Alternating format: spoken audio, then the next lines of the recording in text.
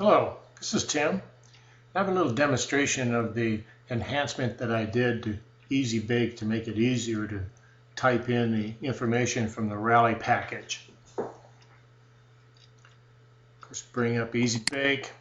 I used version 1.57 to make the modification. I'll start off by enabling the macros. And as you can see, if you're familiar with ezBake, it's the standard fare.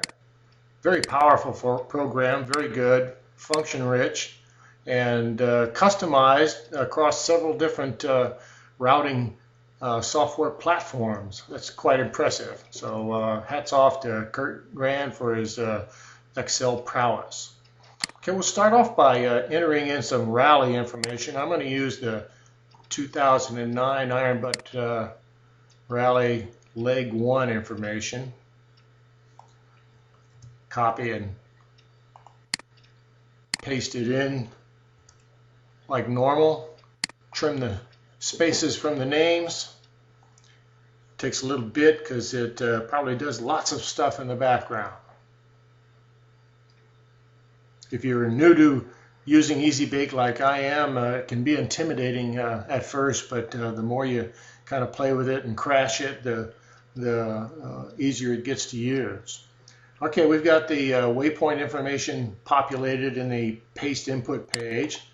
Go to the Rally sheet data, and you fill in all the stuff for your point spread that you want to start off with, and then of course your symbols, colors, and your availability shapes and your availability codes. Okay, so the standard way of getting the Rally package information into this sheet is to open up the book and go find the first one.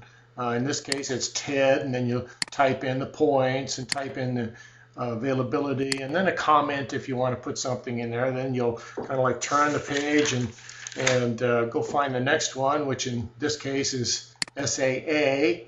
And just keep repeating that process. Sometimes you have to go way up to find something, and sometimes you have to go way back down. And it takes a little time, and it kind of breaks up the flow of entering the information in.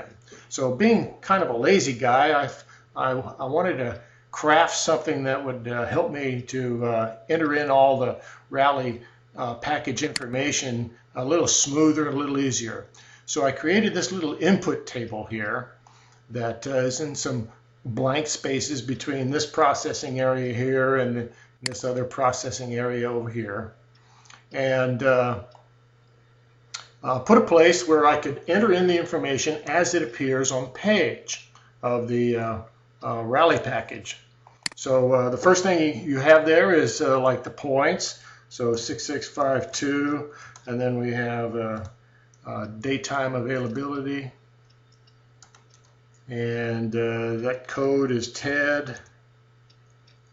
And I wanted to put in page numbers, so I created a little comment area. Hit the enter key, and it pops me down to the next line, which is pretty convenient. So the next one is 12,683. And that one is anytime, and that is SAA. And that's on page 4.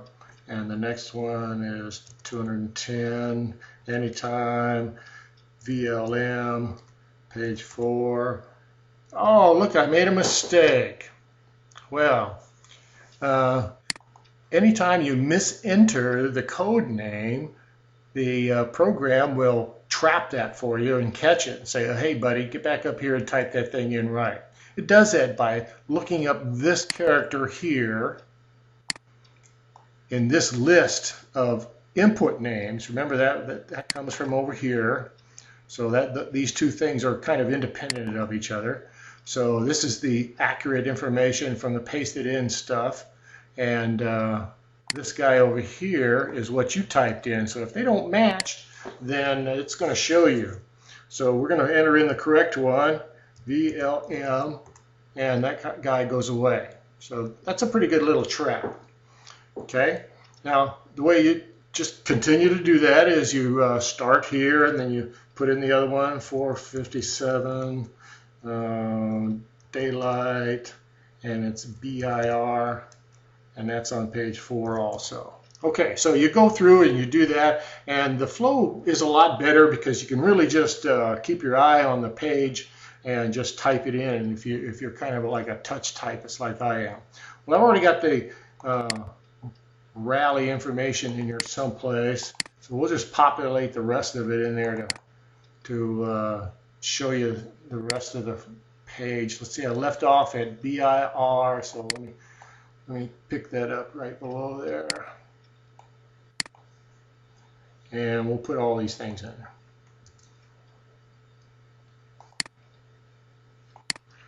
All right, now I'm going to pop all that stuff in there. And as you can see, I've got all the rally package waypoints and bonus point locations plugged in, and they're in page number order. Goes all the way down to the bottom. Works a lot better, a lot quicker that way. Let's say if you get up and go to the bathroom in the middle of putting all this stuff in, and you come back in and you left one out. Well, it kind of helps you out there too. So if you come over here, you look down this list, and if you see a blank line in the comment area, oh, there it is right there. That means that it couldn't find SUP in the list that you typed in, so it must be missing or something else. It couldn't be a mistype because our error trap over there would catch it. But if you have a blank line here, that means that you left one out. Okay, we'll go back up to that guy and we'll plug it back in. What was it, SUP? Let's see if that works. Yep, that works. So got two traps. You got the one where you mistype the code name in, and another one where if you left something out, it's going to show up. And this looks kind of normal, like you would expect it to look. The only difference is here, instead of the blank spaces where you normally put in information, I have the formulas that look up the information in the table that you type in over here on the other side. Okay. So how it works is it looks up that code in the table over here, down that list, and then it'll pick whichever column that is appropriate for this column here. And as you can see, it formats the waypoints just as usual. I have a new addition though. I've added a P to the divider selection. Before the modification, you had a no selection, no space, you had a space, or you had a dash. So I added a little a letter P because I wanted to have a P between the availability attribute and the comment attribute, so it could isolate the page number. So this particular waypoint is ARG, 88 points, daylight, and it's on page 19 of the rally package. Of course, some of them get pretty big, but if you got a Zumo 6.5, they display pretty big waypoint names. So all this stuff works pretty good. These cells have been protected so that you can't overwrite the formula, but if you're like me and sometimes you unprotect the sheet to do something and you happen to erase a formula, then you can just go to any one of the ones below it and just cut and paste it into that one, and it'll work. It'll be just fine when you get done with it. Okay, so that works out, and it populates the CSV file generation page very nicely, just like you would expect ezBake to do. One of these days I'm going to have to figure out what all this stuff here does and how you use it to help you pick a better route, but that's like kind of beyond me. I'm just happy that I can get the information into the pasted input area and then do something with it on the rally sheet and then get it into map source. That was my big goal, and I'm getting better at it. But this little enhancement made it easier for me to just sit down with the book in front of me and just type away one line after another, just going whack, whack, whack, whack, whack. Okay, so that works pretty good. And when you're all done and you want to clean this thing out and get it ready for the next leg, you can just press this little key right here. I've kind of changed it. It used to erase all this stuff out, but now that I have the formulas in there, I don't want to have that erased. So I changed the macro so that it erases all this stuff out, which has the same effect. As you can see, I'll kind of show you both sides here. See that? You can see this, and I'll just get rid of it all. Cleaned it all out. That's nice and clean. This guy's nice and clean and ready to go. Got a couple of comment cells here. That tells you that if you see the NA, the red NA, that means that you've probably mistyped something. And this gives you little instructions on how to type it all in.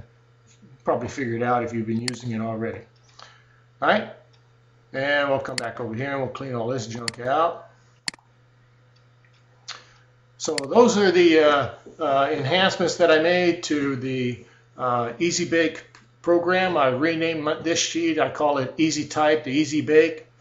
And I'm going to post it up on the Iron Butt 2011 forum for everybody to kind of look at and play with if they like. And once again, my apologies to Kurt Grand. I hope you didn't think I just stepped on your very nice program. I just was kind of customizing it for myself, told a couple people, and everybody wanted to see how it works. So that's how it works. All right. Thank you very much.